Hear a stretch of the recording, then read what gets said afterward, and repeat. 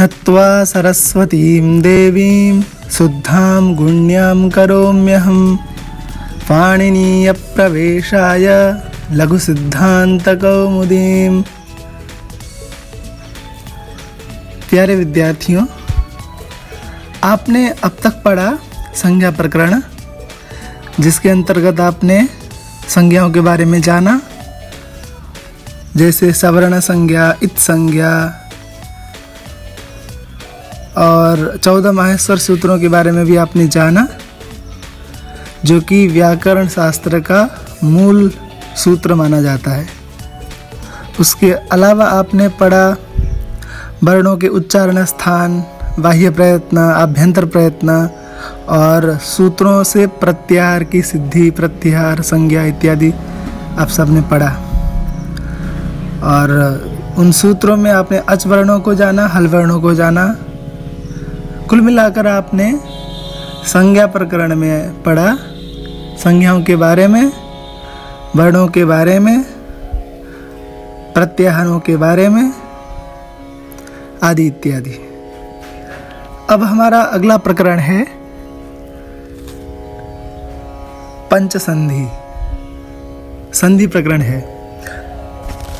पंचसंधि में अच संधि, प्रकृतिभाव संधि, हल संधि, विसर्ग संधि और स्वादि संधि, इन 5 संधियों का समावेश होता है। संधि का अर्थ आप जानते ही हैं, मेलन। जिस तरह से हम व्यवहार में भी प्रयोग करते हैं, उन दोनों का संधि हो गया, उन दोनों देशों का संधि हो गया, मतलब मिलान, मेल मिलाप इत्यादि। तो व्याकरण शास्त्र में भी संधि का अर्थ है मिलन, मेलन। पर किसका मेलन?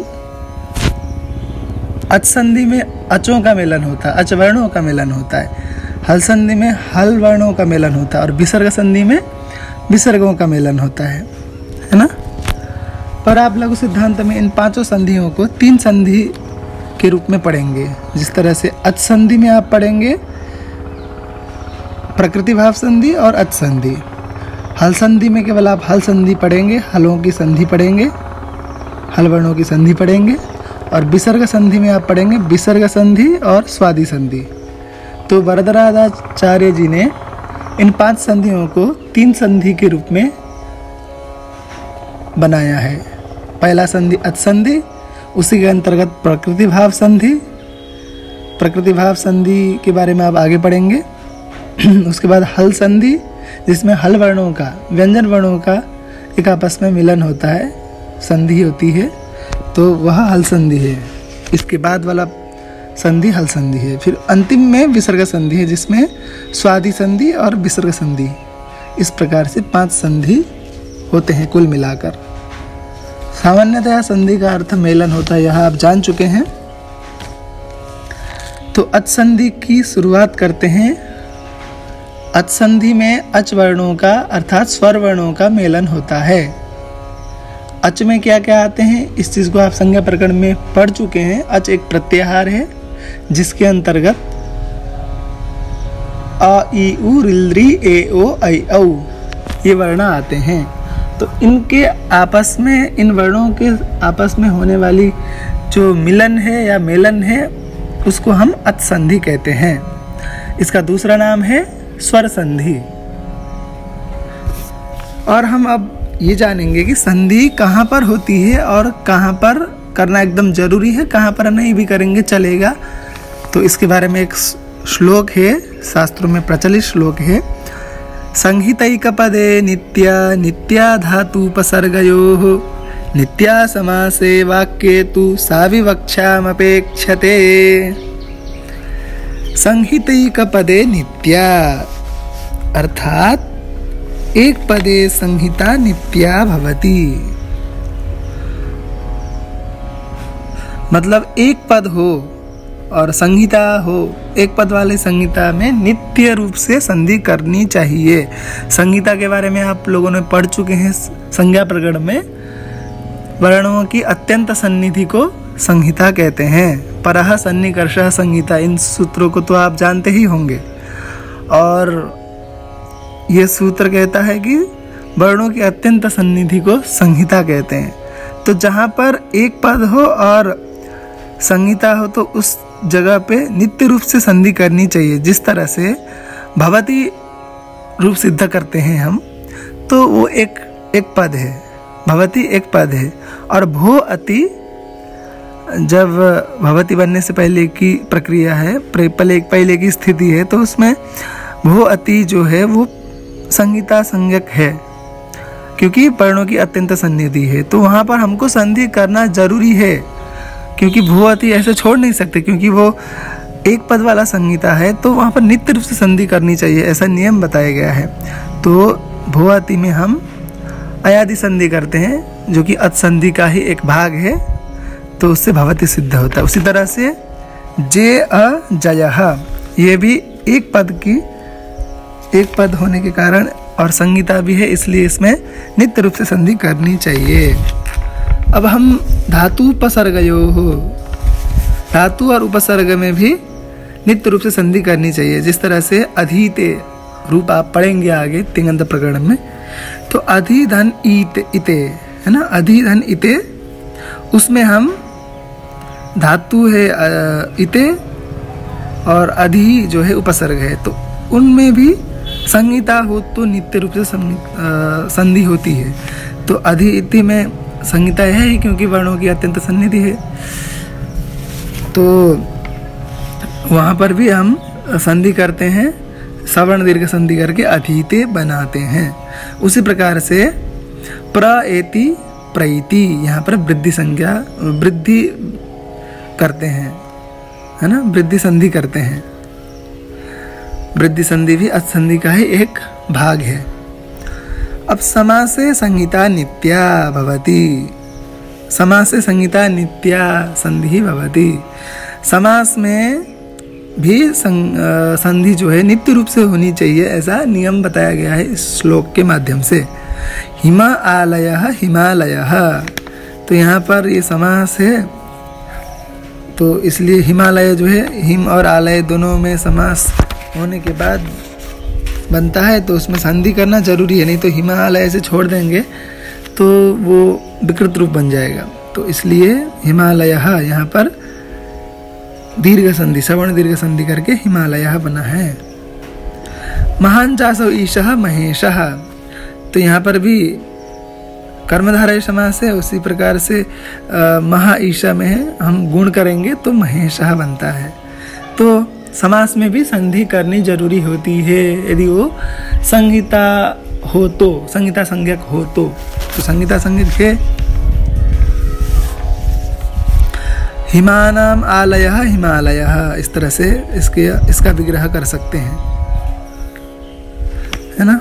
हिमस्य आलयः हिमानाम आलयः, तो तत्पुरुष समास है।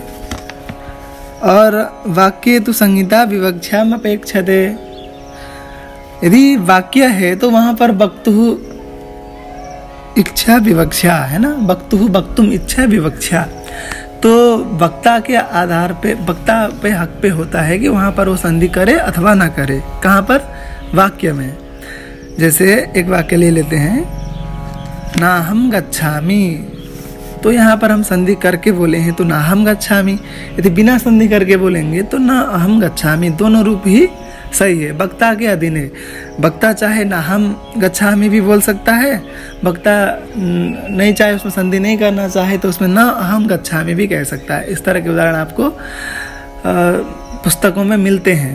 यदि आप संस्कृत के पुस्तक पढ़ेंगे और व्यावहारिक पुस्तक पढ़ेंगे जिनमें भाषा संबंधित ज्ञान कूट कूट के भरा हुआ है, उस तरह की किताब पढ़ेंगे तो आपको इस तरह से संधि किया हुआ भी मिलेगा, संधि नहीं किया हुआ भी मिलेगा। तो इसमें आप दोनों ही सही मान सकते, क्योंकि यहाँ पर बोलने की जो वक्ता है उसके आधार पर उसके अधीन में संधि होती है।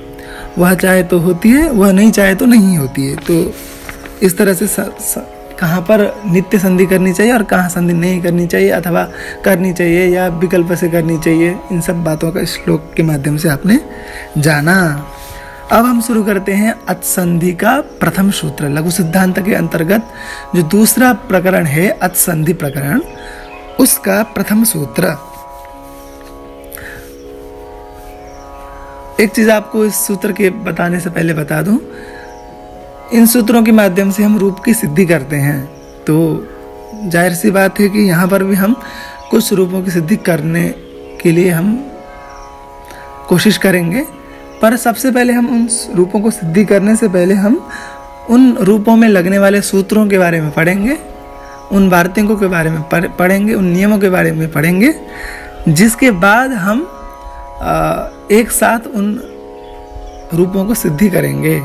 क्योंकि हम सूत्र भी पढ़ेंगे और रूप की सिद्धि भी करते जाएंगे तो थोड़ा सा कन्फ्यूजन सा हो जाएगा शुरुआत में, तो इसलिए सबसे पहले हम उन सूत्रों को पढ़ेंगे जिनके द्वारा हम आगे आने वाले जो शुद्धिवास्य इत्यादि जो रूप हैं उनकी सिद्धि करने में जो काम आएंगे उन सूत्रों को पढ़ेंगे।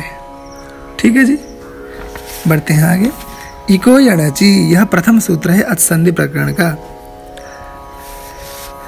यह सूत्र अष्टाध्यायी में 6ठे अध्याय का प्रथम पाद का 77वां सूत्र है। इस सूत्रों के भी 6 प्रकार होते हैं। संज्ञा च, परिभाषा च, विधिर्नियम एव च, अतिदेशोधिकारश्च, षड्विधम सूत्र लक्षणम। 6 प्रकार के सूत्र होते हैं। उनमें से संज्ञा प्रकरण में आपने लगभग संज्ञा सूत्रों को पढ़ा, और इस प्रकरण में आप अन्य तमाम प्रकार के सूत्रों को पढ़ेंगे, जिनमें से पहला सूत्र है यण संधि विधायकम विधि सूत्रम, विधि सूत्र है। तो इसमें संहितायाम एक सूत्र है अष्टाध्यायी में, इससे पहले है उस संहितायाम सूत्र का अधिकार जाता है। अधिकार मतलब उस सूत्र के द्वारा इस सूत्र में जब हम इसकी वृत्ति करते हैं, इसका अर्थ निकालते हैं, तो उसमें संहितायाम भी हमको उसमें जोड़ना जरूरी है। मतलब जो भी काम होगा संहिता जहाँ पर होता है वहीं पर होगा। ये जो सारे विधि या जो भी हम आगे काम करेंगे संधि प्रकरण में, तो उन सूत्रों में जहाँ जहाँ पर संहितायाम सूत्र का अधिकार जाता है वहाँ पर जो भी काम होगा संहिता में ही होगा। मतलब जैसे संधि होगी तो संहिता में ही होगी। जिस तरह से अभी हमने पहले एक श्लोक पढ़ा था संहितैक पदे नित्या, इस तरह से, तो उसमें हमने संधि संहिता में ही होती है इस तरह से पढ़ा था। तो वो इसलिए पढ़ा था क्योंकि संहितायाम जो सूत्र है उसका अधिकार इस पर आता है। तो संहितायाम सूत्र जो है अष्टाध्यायी के 6ठे अध्याय का प्रथम पाद का 72वां सूत्र है। तो यह इको यणचि जो है 77वां सूत्र है। तो इससे पहले ही है वो सूत्र, तो उसका अधिकार यहाँ पर आता है। अधिकार सूत्र अपने लिए खुद कुछ नहीं करते, बाकियों के लिए उपकारक होते हैं, बाकी सूत्रों के लिए। तो ये अधिकार सूत्र का वैशिष्ट्य है। अब हम पढ़ते हैं इको यणचि सूत्र की वृत्ति। इकः स्थाने यण स्यादचि संहितायाम विषये। उससे पहले हम इसका विच्छेद करते हैं। इसमें कितने पद हैं ये जानते हैं सूत्र में। इकः षष्ठ्यंतम, षष्ठी एक वचनांतम, यण प्रथमैक वचनांतम, अचि सप्तम्यैक वचनांतम, त्रिपदात्मकम इदम सूत्रम। मतलब इस सूत्र में 3 पद हैं। इकः स्थाने यण स्यात् अचि संहितायाम विषये। इक प्रत्याहार के स्थान पर यण प्रत्याहार आदेश होता है। अच प्रत्याहार के परे होने पर, परे कब होगा? संहिता में ही होगा। यदि संहिता वहाँ पर होगा, संहिता का विषय होगा, तभी हम यह संधि करेंगे। तो प्रत्याहार के बारे में आपने संज्ञा प्रकरण में पढ़ चुके हैं। तो एक प्रत्याहार में ई उ रिल री आते हैं, और यण प्रत्याहार में य व र ल आते हैं, और अच प्रत्याहार में अ ई उ रिल री ए ओ ऐ औ यह वर्ण आते हैं। तो यह विधि सूत्र है ना। देखिए विधि सूत्र में क्या होता है, षष्ठी जो है वो स्थानीय होता है, और आदेश जो होता है वो प्रथमांत होता है, और निमित्त जो होता है जिसके परे होने पर जो कार्य होता है वह जो है सप्तमी का होता है। तो स्थान है षष्ठी ही ऐसा कहा गया है। तो शुद्धिवास्य इस सूत्र का उदाहरण माना जाता है, तो वह हम आगे पढ़ेंगे। अब हम थोड़ा सा स्थानीय के बारे में बताएंगे। जिस तरह से स्थानीय का मतलब होता है कि जैसे ई उ रिल री यहाँ पर स्थानीय है, तो ई कहने से केवल ह्रस्वईकार की जगह पे ही यण नहीं होगा। ई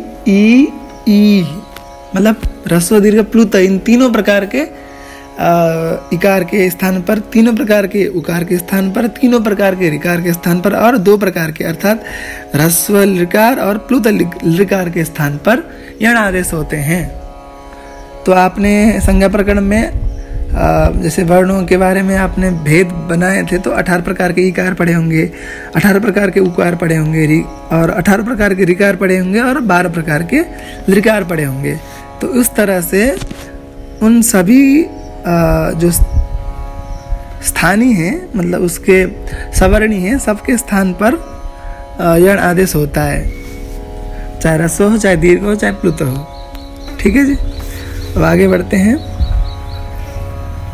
और एक बात इसमें और एक चीज़ कह दें आपको, पर य व र जो है उसका सवर्णी आदेश नहीं होता है। जिस तरह से हम ई के स्थान पर ई हो ह्रस्व दीर्घ कुछ भी उसके स्थान पर यण कर सकते हैं, पर य का सवर्णी और व का सवर्णी के स्थान पर हम वो नहीं करते, वो आदेश नहीं करते, सीधा सीधा य व र यही आदेश करते हैं हम, उनका सवर्णी नहीं माना जाता है। तो उसके बारे में आप अणुदित सवर्ण से चाप प्रत्यय सूत्र के माध्यम से आप जान सकते हैं, जो कि आपने संज्ञा प्रकरण में पढ़ चुके हैं। अब दूसरा सूत्र है इसमें परिभाषा सूत्र, नियमकारकम परिभाषा सूत्रम तस्मिन्निति निर्दिष्टे पूर्वस्य। यह अचसंधि का दूसरा सूत्र है और लघु सिद्धांत कौमुदी का 16वां सूत्र है। 15वां सूत्र था इको यणचि। तस्मिन् षष्ठ्यन्त इति अव्यपदम निर्दिष्टे सप्तम्यंतम पूर्वस्य षष्ठ्यंतम अनेक पदात्मकम सूत्रम, है ना। तो इसका वृत्ति है सप्तमी निर्देशेन विधीयमानं कार्यं वर्णान्तरेण व्यवहितस्य पूर्वस्य बोध्यम। सप्तमी विभक्ति के द्वारा जो निर्दिष्ट किया गया जो कार्य है वह वर्णों के व्यवधान के बिना ही पूर्व को होना चाहिए। तो यह चीज़ आप जब शुद्धि उपास्य की सिद्धि करेंगे तब आप जानेंगे। फिर भी थोड़ा समझाने के लिए थोड़ा बता देता हूँ। जिस तरह से शुद्धि उपास्य है, तो इको यण जिसे हम इक के स्थान पर यण करना चाह रहे हैं, तो शुद्धि में अच परे तो उपास्य है ही, उपास्य का उ, तो शुद्धि में हम सु के उ को करेंगे यण अथवा धी के इकार को करेंगे, क्योंकि सु का उ भी उ को भी हम मानते हैं इक और धी के इकार को भी हम इक मानते हैं। तो किसकी जगह पे हम यण करेंगे, ये दुविधा आ जाती है।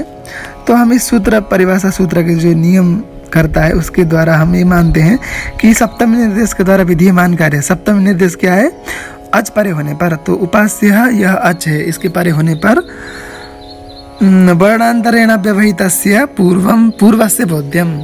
अच परे होने पर जो कार्य होता है वह वर्णों के व्यवधान के बिना, तो अच परे क्या है उ, तो उसके पहले कोई भी वर्णों का व्यवधान नहीं होना चाहिए, तो उस इक के स्थान पर होता है। तो सु को यदि उकार को हम यण करना चाहेंगे तो धकार और इकार, धकार का व्यवधान आ जाता है बीच में, जो कि इस नियम के विरुद्ध है। तो इस नियम के अनुसार हम शुद्धि में जो इकार है धी ध के बाद उस पे ही हम यण करेंगे, ये तो निश्चित हो गया है। तो इसको आप अच्छी तरह से अब आगे जब इसकी सिद्धि करेंगे तब आप समझ सकेंगे। अब आगे बढ़ते हैं हम। तीसरा सूत्र स्थानेंतरतमः, यह भी परिभाषा सूत्र है, नियम करता है। तो तस्मिन्निति निर्दिष्टे पूर्व से सूत्र जो है अष्टाध्यायी का प्रथम अध्याय का प्रथम पाद का 66वां सूत्र है ना। और यह नियम सूत्र आता है स्थानेंतरतमः, जो कि अचसंधि का तीसरा सूत्र है और पूरे लघु सिद्धांत का 17वां सूत्र है। और यह अष्टाध्यायी में प्रथम अध्याय का प्रथम पाद का 50वां सूत्र है। तो इसमें दो पद हैं, स्थाने अंतरतमः, स्थाने षष्ठी है, अंतरतमः प्रथमा है, द्विपदात्मकम सूत्रम। तो यह सूत्र की जरूरत क्यों पड़ती है, क्योंकि जब हम शुद्धि उपास्य में इकार के स्थान पर यण होता है, या जब तस्मिन् निर्दिष्ट पूर्व से सूत्र के द्वारा सिद्ध हो चुका है, तो हम यण में तो चार चीज है, य व र ल, तो कौन सा करें आदेश, है ना। तो यहाँ पर यह सूत्र बताता है प्रसंगे सति सदृशतमः आदेशः स्यात्। प्रसंग होने पर सदृशतम आदेश होता है, अर्थात जब हम एक के स्थान पर यण करना चाह रहे हैं तो वो सदृशतम आदेश होता है, मतलब सवर्णी होना चाहिए। सादृश्यता हम 4 प्रकार से मानते हैं, जिस तरह से स्थान के अनुसार, अर्थ के अनुसार, गुण के अनुसार और प्रमाण के अनुसार। तो यहाँ पर हम स्थान के अनुसार आदेश करेंगे, सदृशतम आदेश करेंगे। तो है ना, तो सुधि में इकार की जगह पे यह होता है। अब यह कैसे होता है आगे हम जब रूप की सिद्धि करेंगे तब जानेंगे, है ना। क्योंकि इकार का स्थान भी तालु है, यकार का स्थान भी तालु है, तो तालु स्थान मिलने की वजह से हम यहाँ पर यकार करते हैं या वरला में से। तो स्थान के अनुसार तो यही हो गया शुद्धिपास्य उदाहरण। अर्थ के अनुसार त्रिज्वत क्रोष्टु एक सूत्र है, उस पर क्रोष्टारूप बनाते हैं, तब अर्थ के अनुसार हम सादृश्यता देखते हैं। और गुण के अनुसार अर्थात प्रयत्न के अनुसार जयो होने तरस्याम सूत्र के अनुसार जब वाक्य ही सिद्ध करते हैं तब वहाँ हम प्रयत्न के अनुसार सादृश्यता देखते हैं। उसी प्रकार से अदस्सो से शेर दादू दो मह में जब अमुष्मयी रूप सिद्ध करते हैं तो वहाँ पर प्रमाण के अनुसार अर्थात मात्रा के अनुसार हम सादृश्यता देखते हैं।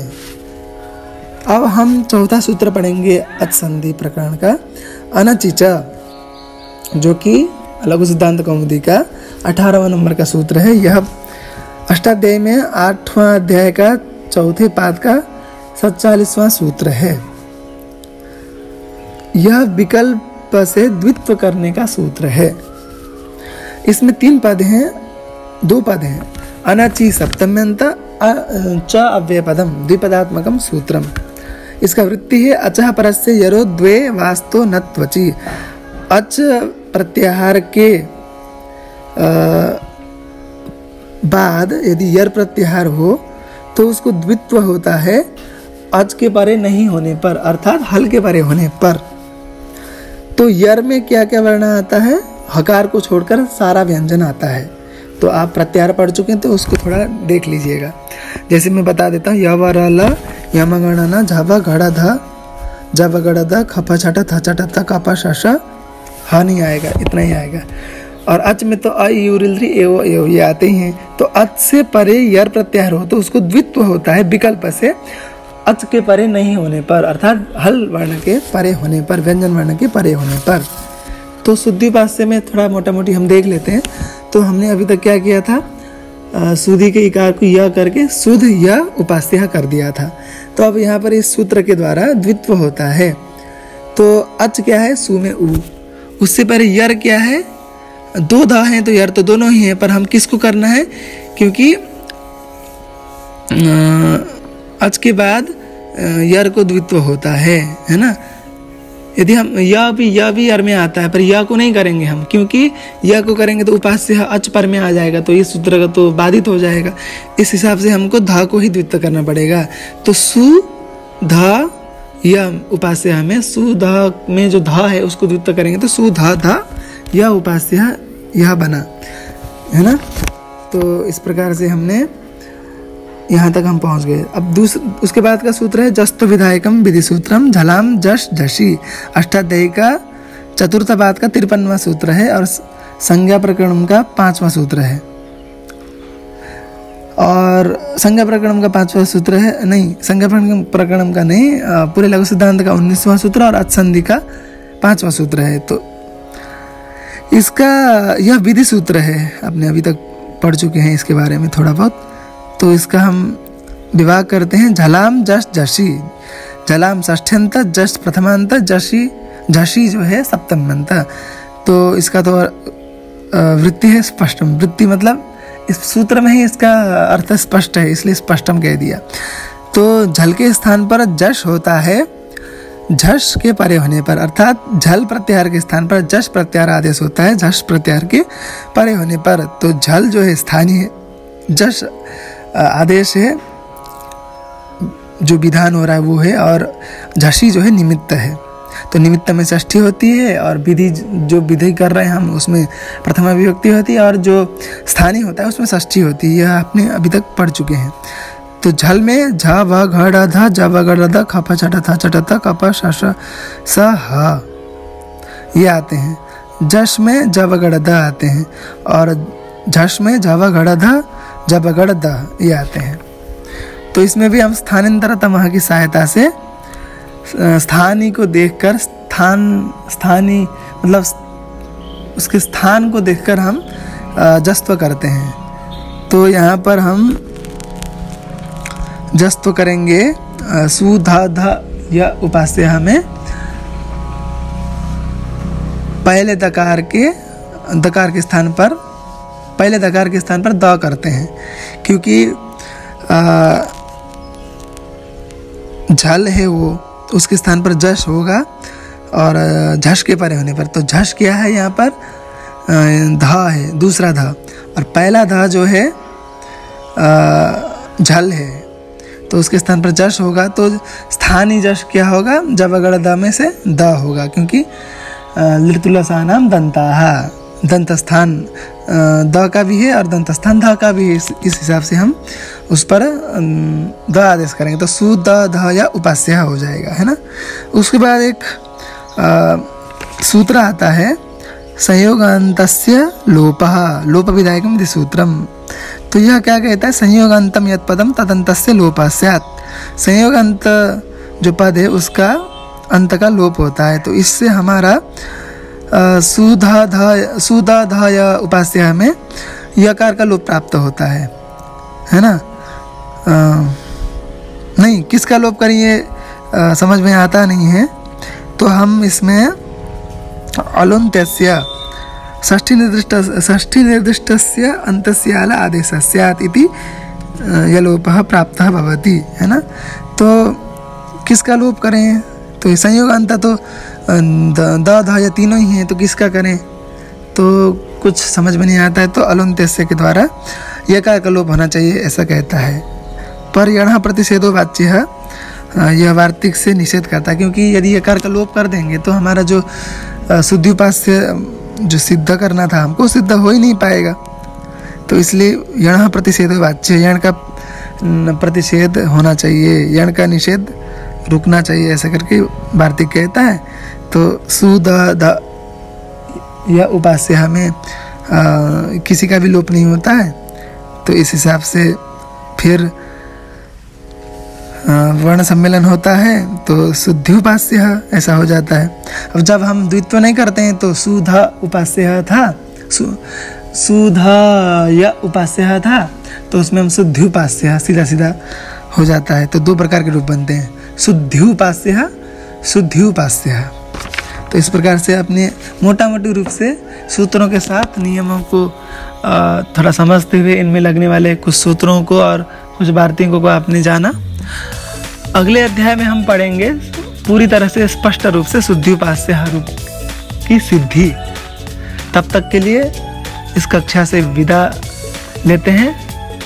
अभ्यास करते रहिए, व्याकरण को पढ़ते रहिए और संस्कृत को बचाने में, संस्कृत की उन्नति में योगदान कीजिए।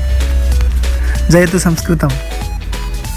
नमस्ते, पुनर्मिलामः।